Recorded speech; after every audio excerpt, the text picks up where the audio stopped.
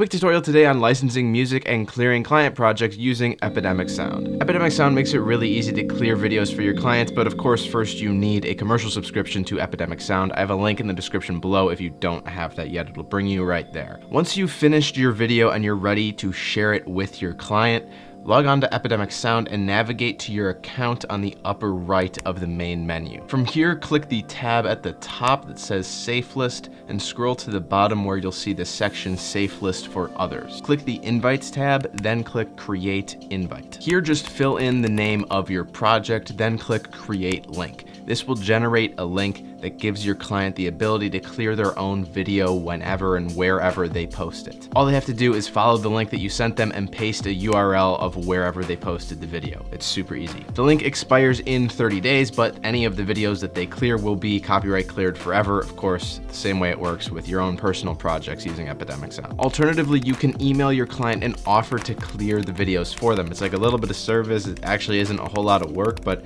it's a more service-oriented idea that might just fit your business. Just ask them to send you a link to the videos wherever they post them, and then you can go into the videos area of the Safe List page and enter the link yourself by clicking Safe List a video and then pasting the link.